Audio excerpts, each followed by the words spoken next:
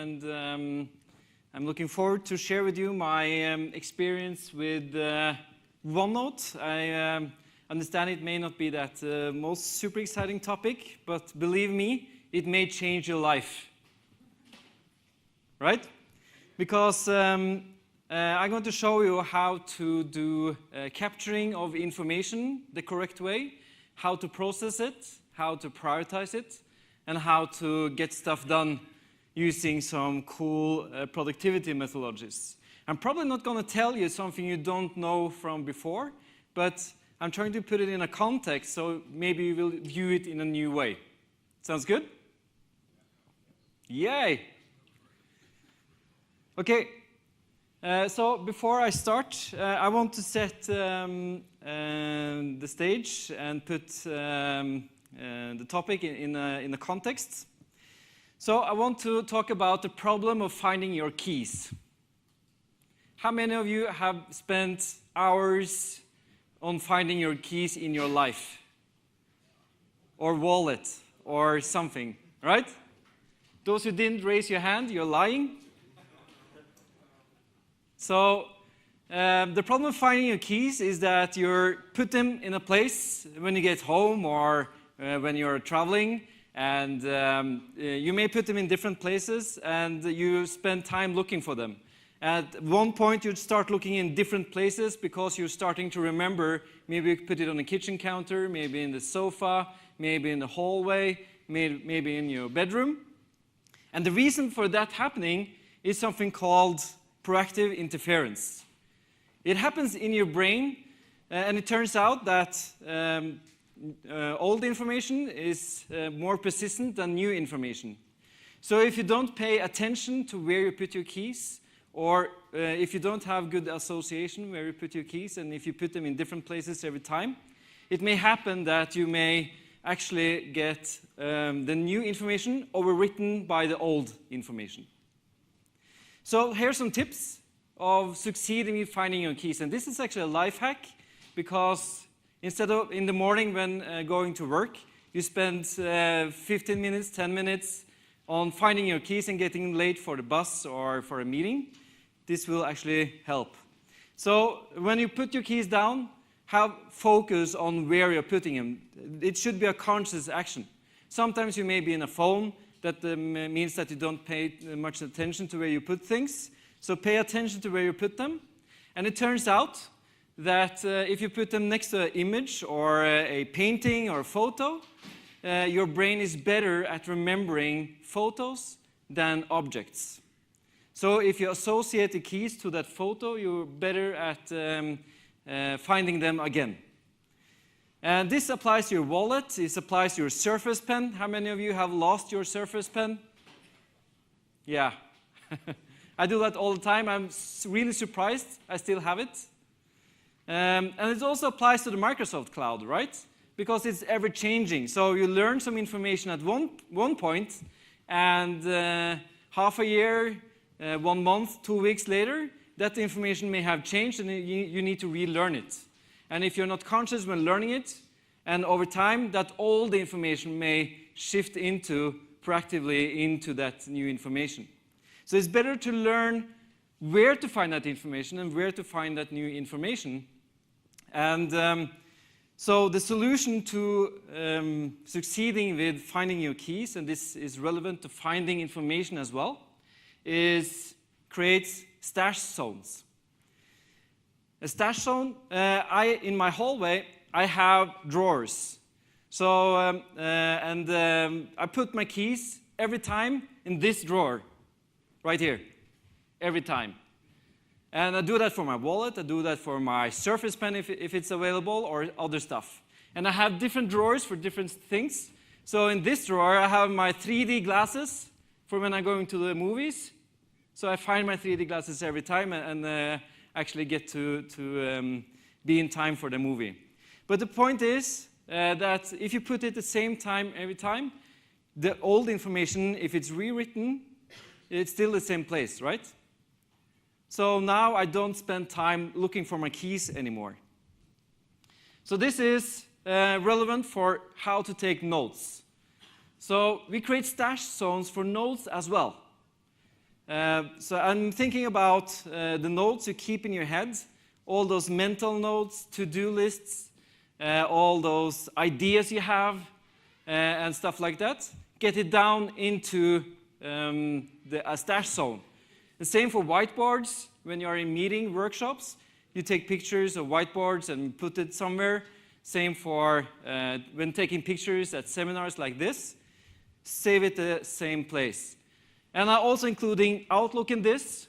I think you should do the same for tasks and actionable emails. Put it in the same place.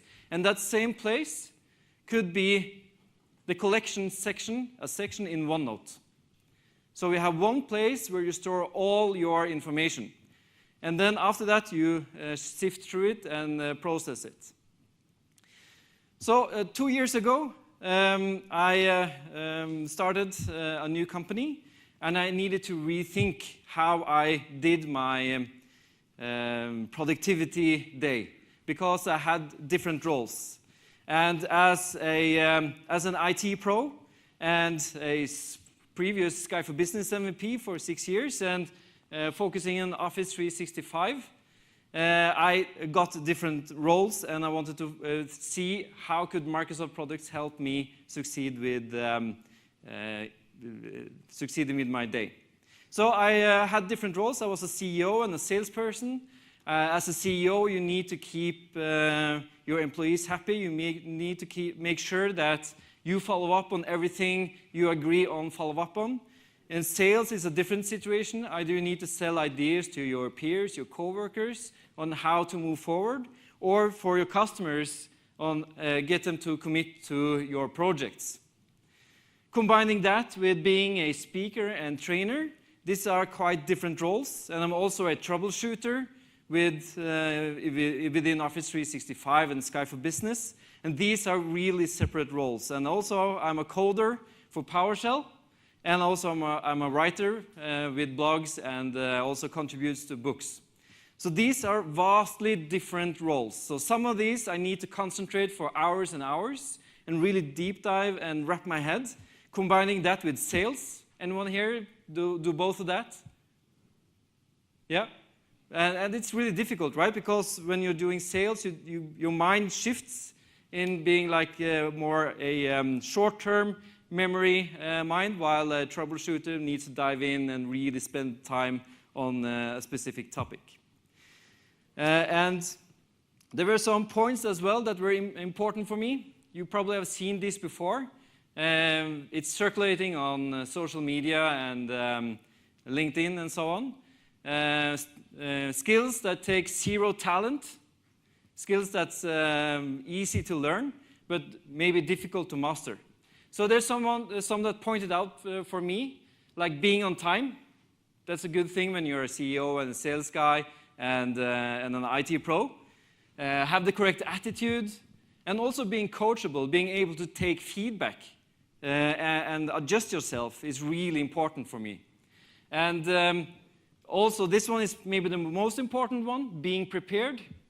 And always being prepared, because if you're going to do a meeting, either if it is with colleagues or with partners or customers, if you're not prepared for the meeting, it will show. And maybe the meeting is a total waste of time.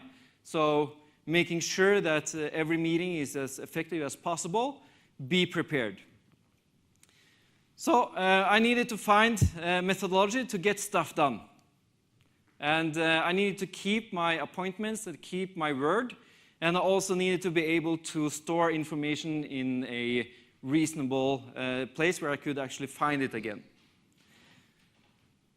So for me, being a Sky for Business and Office 365 enthusiast, OneNote was the tool I chose.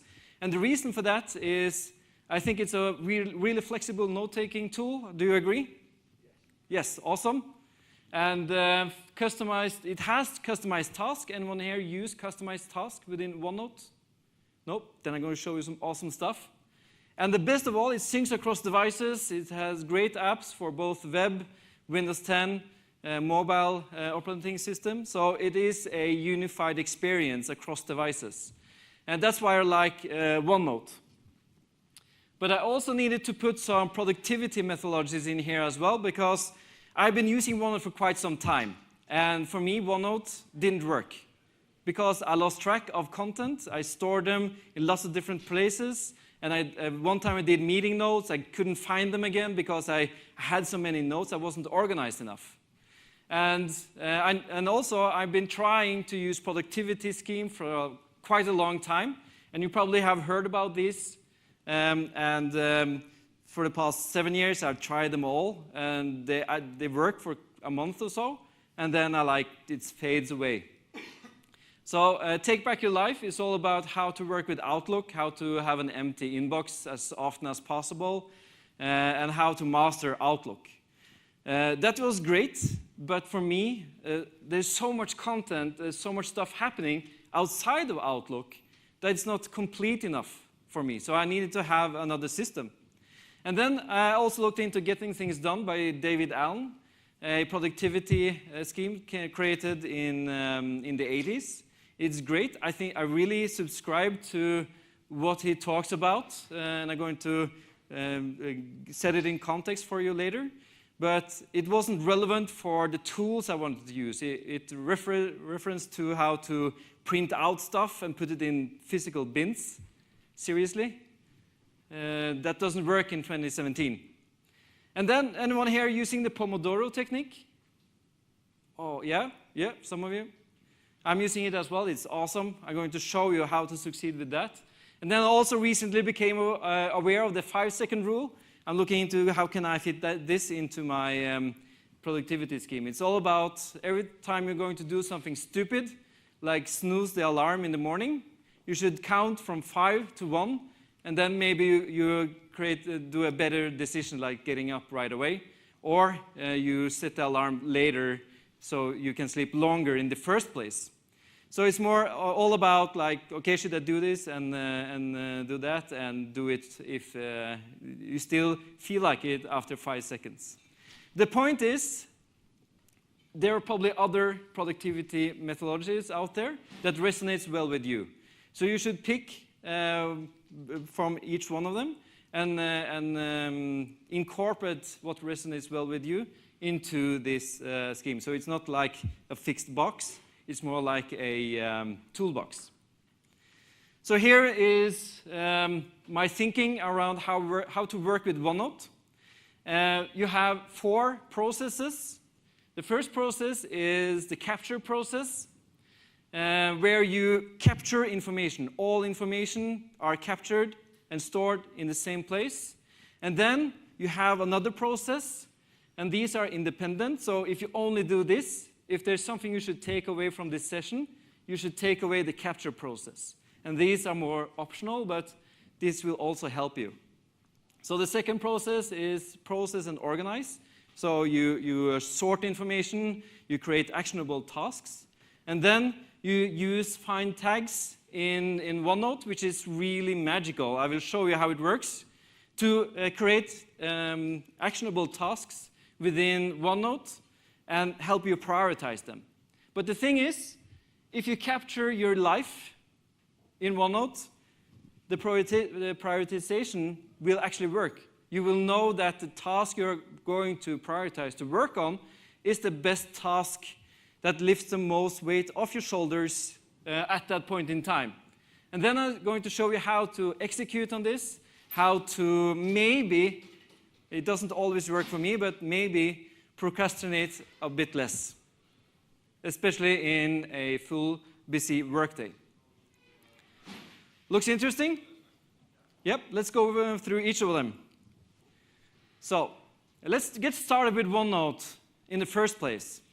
So this is an easy tip, but of course you should place OneNote in OneDrive because it syncs over, and you should of course place it within OneDrive for Business. Telling you guys that, maybe talking to the choir, but it's important because you can add two-factor authentication, you have secure synchronization, and you get access to it across apps as well. The first thing you do when creating the OneNote is creating a collection section. That's all you have to do. So you have a new OneNote and create a new section called Collection. And the next step is to set up OneNote so it works for you on Windows 10 or Windows in general. And to do that, we need to go into File, Options, and we need to set the Send to OneNote standards. So here you have the option to change where email messages are stored, where meeting notes are stored, where all your notes are stored by default. So the default location should always be your collection section. Here. It's defined by default, so when you're taking notes and sending to OneNote, it gets stored in the same place every time. Simple, easy to do.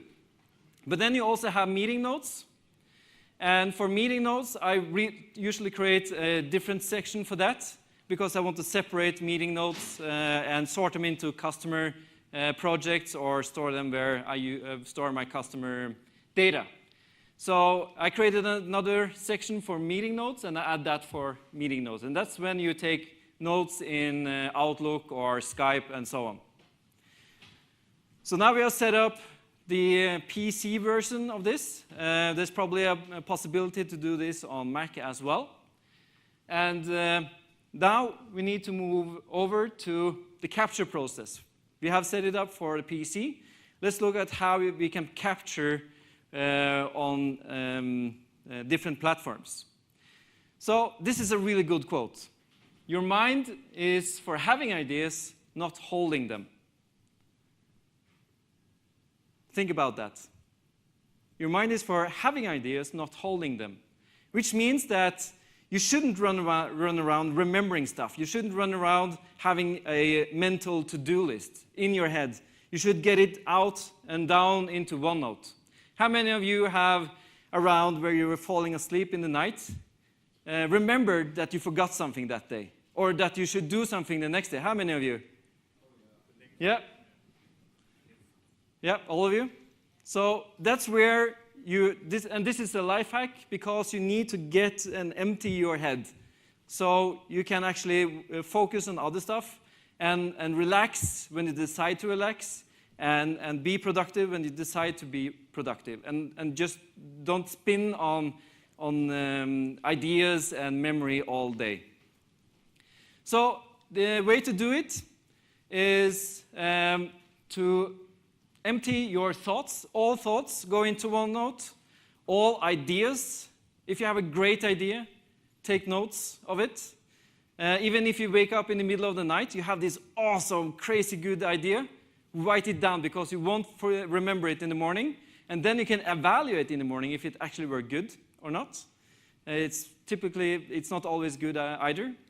And same for insight. Sometimes especially when working out, taking a stroll down the park, you suddenly get some good insights. You hear something, you hear a quote, and you put it into context with what you are working on that same day. Take notes of it, because you will forget it, or you will forget the meaning of it, or how it really worked. So take notes.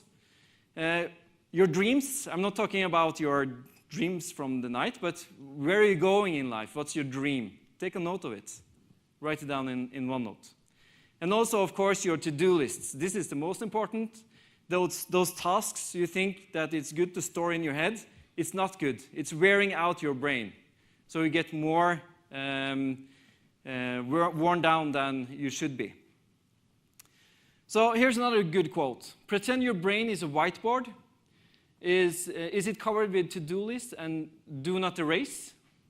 If it is there then space for drawing and combining ideas?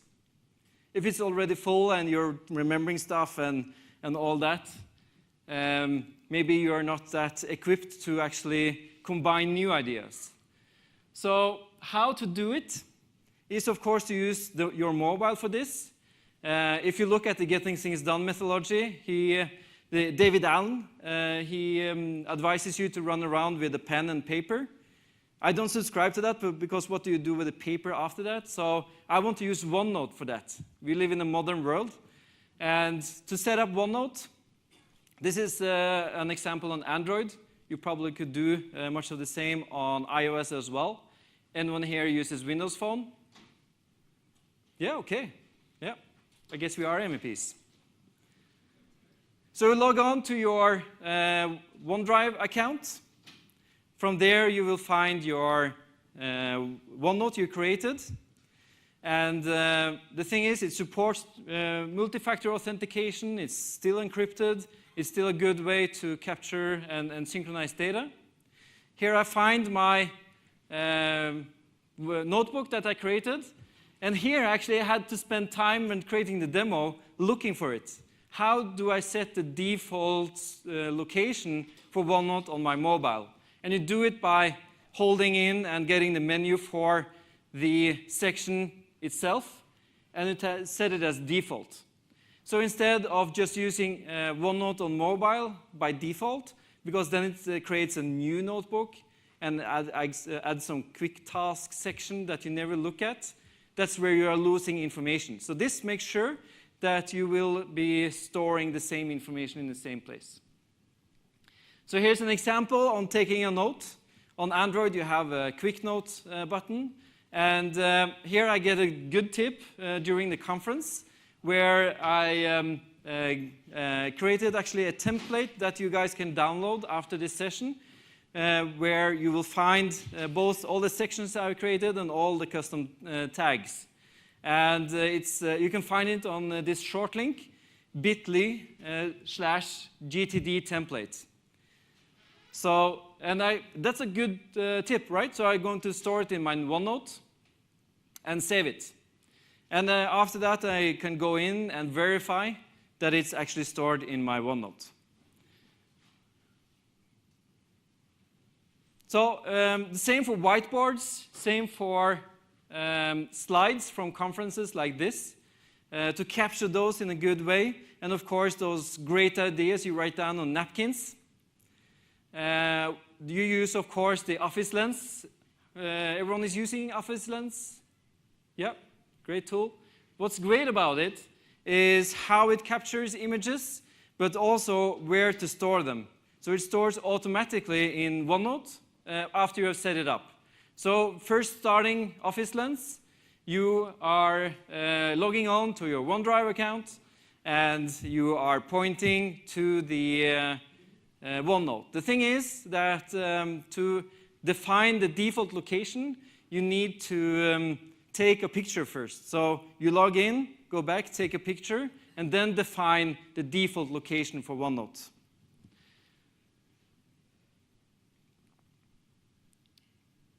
So here's an example on capturing a whiteboard.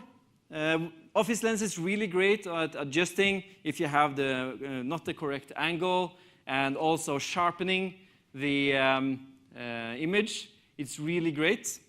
And here you see that we are storing it in OneNote, and we're also saving the picture.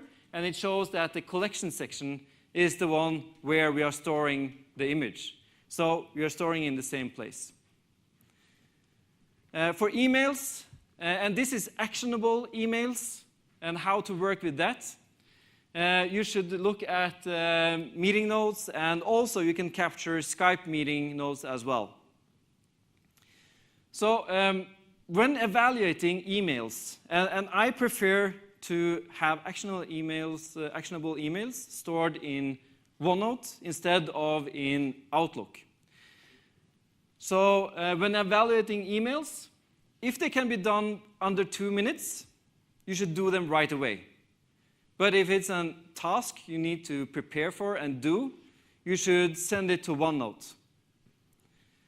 And the goal is always an empty inbox. So here are 3 different emails. The first email is someone asking for a contact's contact information. That's something I can answer right away. So let's do it right away. Get it out of our system. Because it takes under 2 minutes, you should get it out of your inbox. So when you have sent that over, you go to the next email. And this is a task that I get in Outlook. So this is something I can't do right away. It probably takes me some time to prepare for doing the task, and it also takes me some time to actually complete the task. So this one I'm sending to OneNote. And then I have a meeting, and the meeting is of course accepted and stored in the calendar. But when I'm finished with my inbox, those I have processed, I move to a folder called Archive.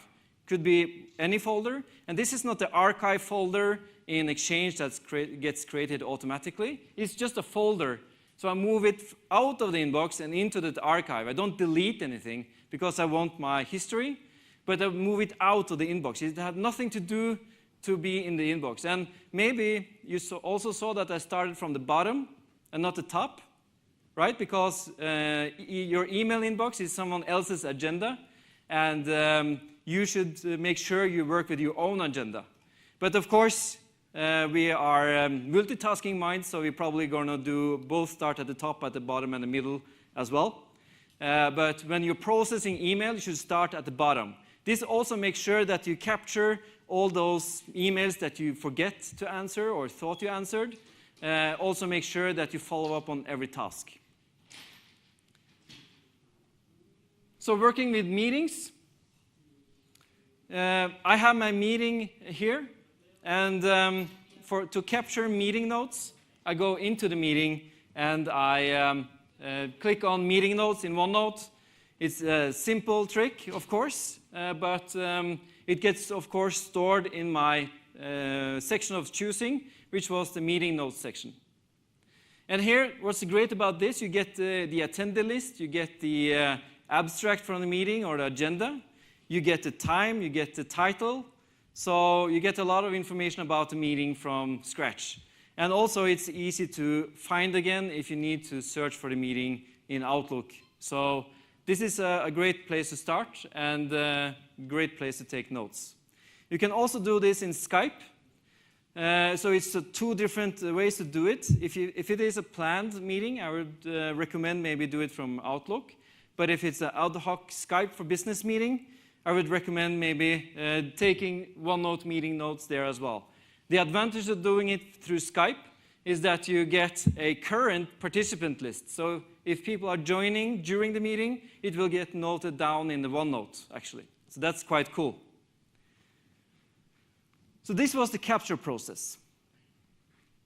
Looks good? Easy to do. And this is really the key takeaway from this presentation. So if you're going to take away anything, it's about setting up your mobile, setting up your OneNote on a computer, and the rest of this is bonus.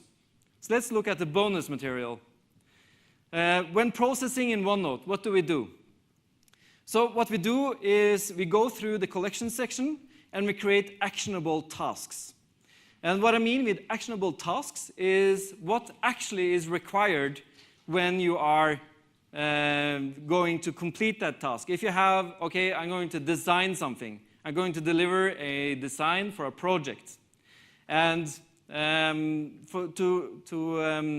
succeed with that, I probably need to maybe call someone in order to make sure I understand the scope. I'm going to maybe learn something. I need to find out something. And that's something I need to work on. Here I'm showing you downloading that template I talked about.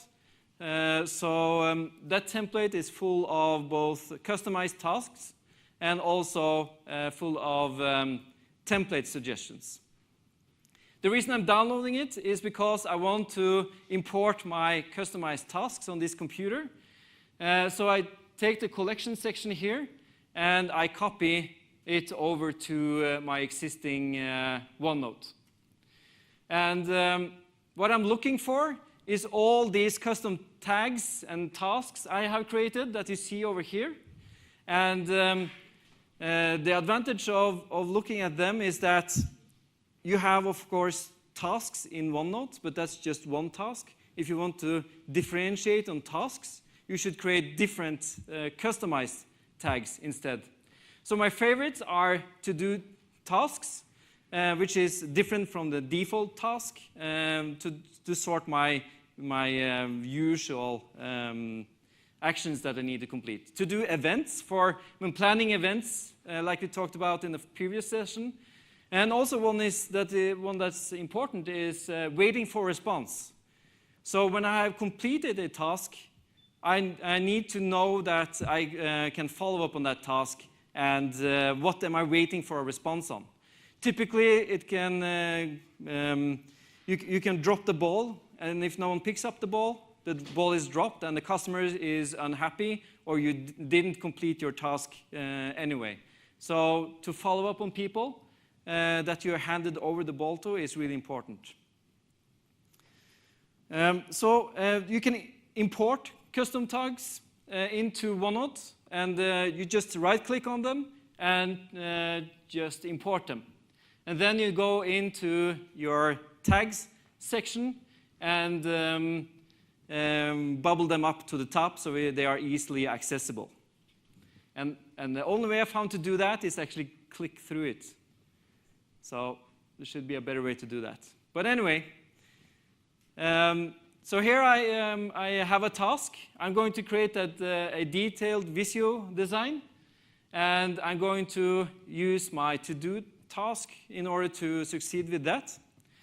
And here's a cool feature. If you have tagged a person, you actually get that pop-up from Skype, and I can notify my colleague, which in this case is me, that I've started my task. So he knows, I know, so we're good on the team. And when completing the task, I go back to Outlook.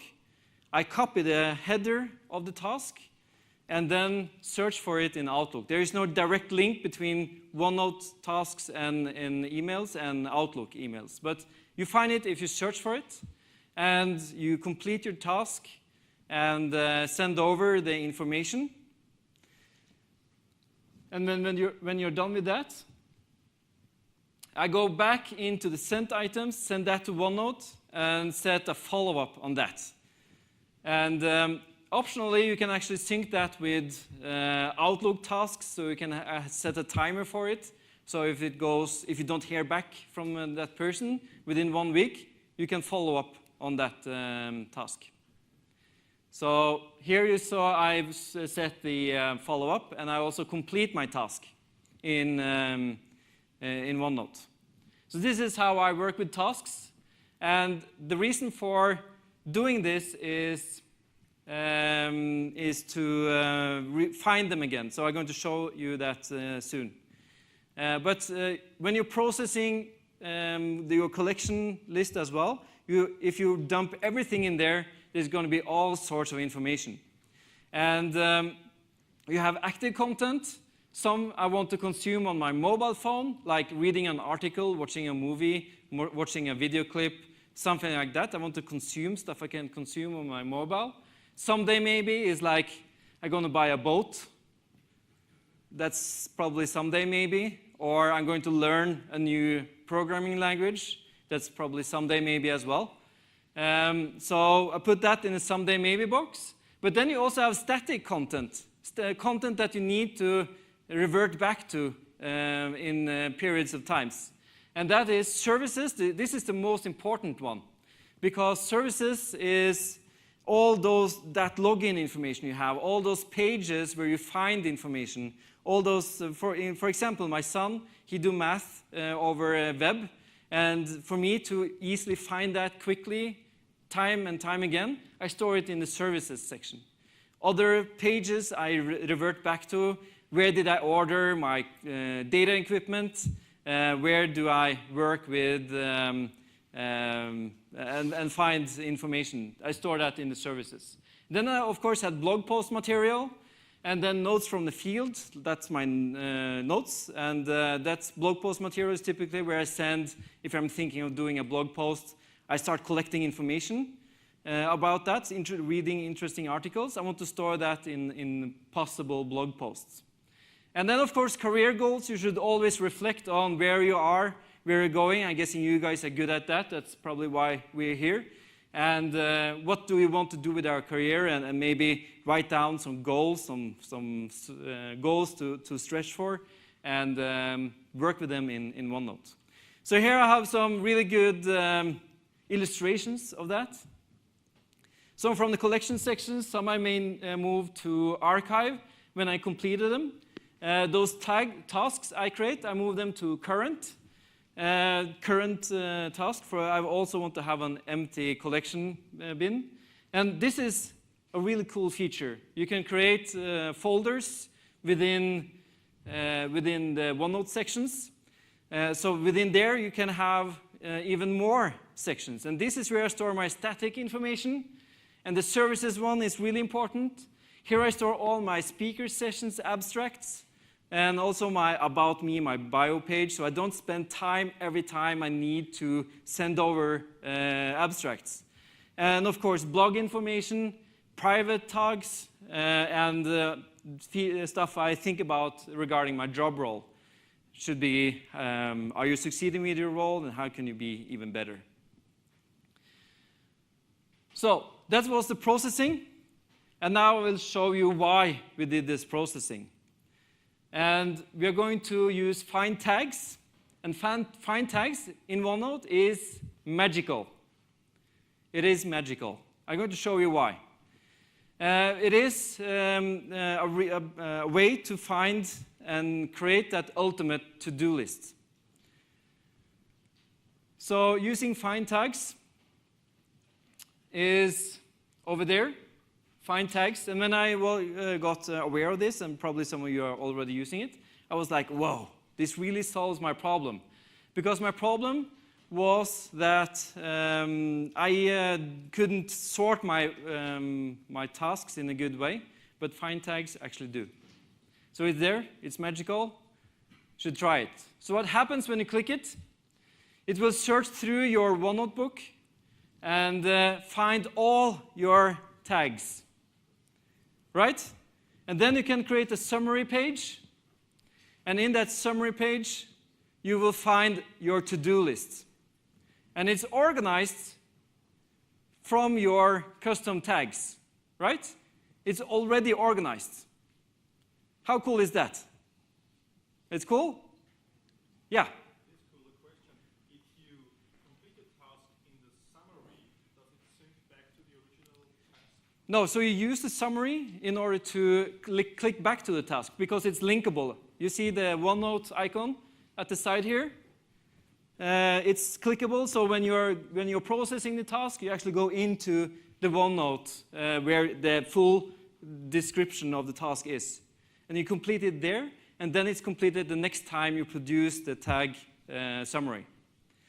So this is a way to create a to-do list, and for me, what's most important right now is to do tasks and maybe waiting for responses. So I'm going to organize my next to-do list from there. And I'm going to ignore articles. That's not something I'm doing right now. Events, not doing right now. To do at home. Unfortunately, too little of that gets done. And so on. So it's just organizes. And you can create as many tags as you want.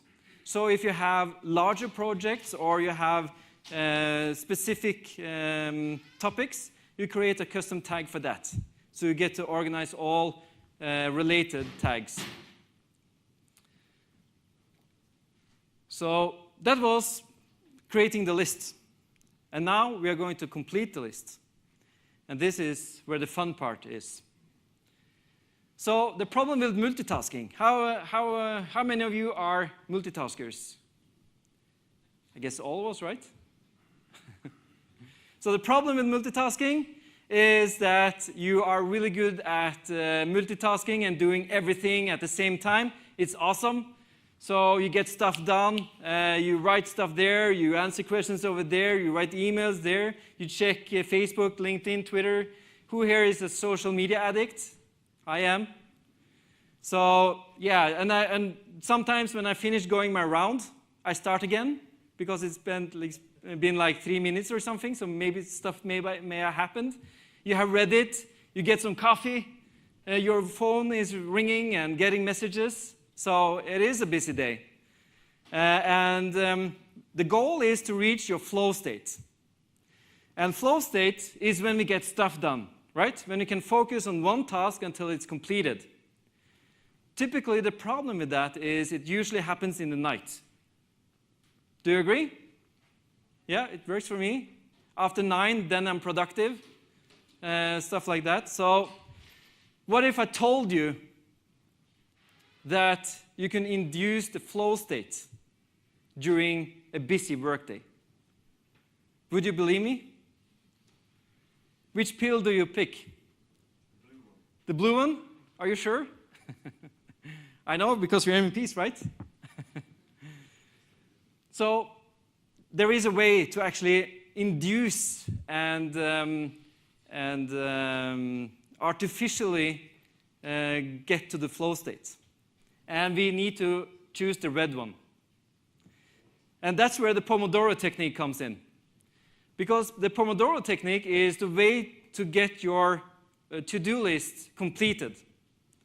And it is a technique to induce the flow state. Of course, the Pomodoro technique is a productivity methodology itself. We are only going to use parts of it, or I'm using parts of it.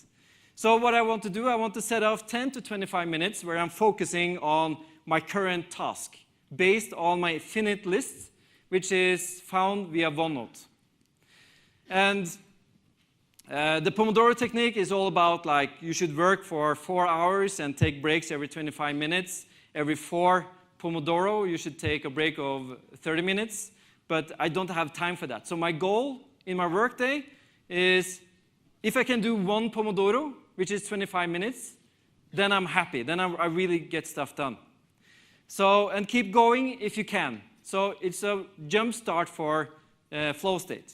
And it's also a jump start to get stuff done when you don't feel like it. When you have a busy head at work, you are tired, but you really should answer emails, or you really should get stuff done. This is a way to get started with that. Because it turns out our brain is wired in that way. If we actually get started with a task, we want to complete it, right? So it's all about getting started. So you should use all available tools. And all available tools are coffee. Who is drinking coffee here? Yeah, a lot of us. And I'm from Norway, and we drink coffee. So we actually stand for the 0.5% of the global consumption of coffee. That may not sound much, but we are only 5 million people in Norway. So we drink a lot of coffee, and the further north you get, the darker where the polar bears are living, we drink even more coffee. Because it's quite depressing living there. It's cold and it's dark. So we need motivation.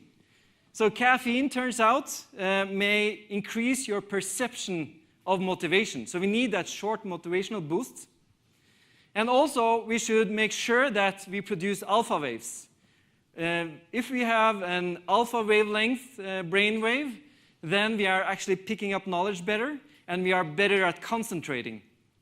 And there are music that's designed to induce alpha waves. And if you want a tip, I use music to code by. It's a custom project with 25-minute songs in 50 and 80 beats per minute music. And it's background music, so it's not no lyrics, no nothing. It's repetitive, but not annoyingly repetitive. So it's just back there. And of course, when being productive, you should use a Sky for Business optimized headset. This is really great for music, and it's great for calls, and it has noise canceling, and it's awesome. So it works in all those scenarios. But it's really great for music, and you can switch directly into Skype call right after. You don't have to switch between all those headsets. So, and also, here's a super tip. Turn off your notifications on your computer. Use presentation settings /start, which really puts your computer down. You don't get any notifications. You don't get anything on pop-ups on your computer. And you should focus on single tasking. And this is hard, right? Do one task and not doing anything else. And it actually needs to be trained. So if you're a happy multitasker, you really should focus hard on doing just one task. And you are yourself your worst enemy, right? Because when you get an urge to check Facebook, you say no. Urge to check Twitter? No. Urge to check LinkedIn? No. Going to do it later because it's only 25 minutes, right? It's only 25 minutes. We can actually do it later. And it turns also out that email, if you don't answer it right away, but like 5 minutes later or 25 minutes later, it's okay. World doesn't burn down, but you get your stuff done. Even your news sites, these are just examples. You probably have your favorite news sites. Don't go there. So the Pomodoro technique, when setting that up in your calendar, you shouldn't set up the current task. You should set up time to work on your to-do list, to do Pomodoros. Because what happens if you have a specific task in the calendar and you forget to do it, will you remember to do it later or is it lost? So this is important. But the coolest thing is the PowerShell script that I created to succeed with this. So let's look at that before we are closing off. And the PowerShell script goes into your Skype for Business client, set you to do not disturb, set your computer in presentation mode. It mutes your mobile using if this then that, sending a notification through PowerShell to a website. And it has a counter. And you see here, I will be available in 25 minutes. I'm unavailable. I'm doing a Pomodoro sprint. Cool? This is PowerShell. I have it on my blog. It uses the Skype for Business SDK, so you need to install that. So if you go to my blog, msunified.net, and search for Pomodoro, you will find it. And here you see I'm in presentation setting. But this is awesome. But the most awesome part is muting my phone. So it's actually get muted, so if someone calls me, I won't notice. And the best way is when I end it, it actually counts down. Right? How cool is that? So people that want to reach me, they can wait. They can wait 8 seconds, 6 seconds. They are there hanging over you. And then you're available. But the thing is, thank you. But the thing is that it makes you available. It turns off presentation mode. It unmutes your mobile. Because now you should be available. Because there may be actually things that burns. Or you can check your Facebook. You have a limited time where you're actually focusing. But if you are in your flow, if you have induced your flow state right now, then you should just continue, right? But it's okay to get disturbed right now. It's okay. So the result, a complete list of finished tasks for the day. And this is actually the life hack. Because if you know you actually got stuff done that day, even though it wasn't what you planned, you will feel better. You will feel like you did something, and you can go home and focus on your family and friends. So then you get happy, you get stuff done. It's good times, hashtag. And sum it up is to get started, you need to collect all your information in the same place. And then, of course, you can use your own productivity schemes in order to succeed with this. Thank you.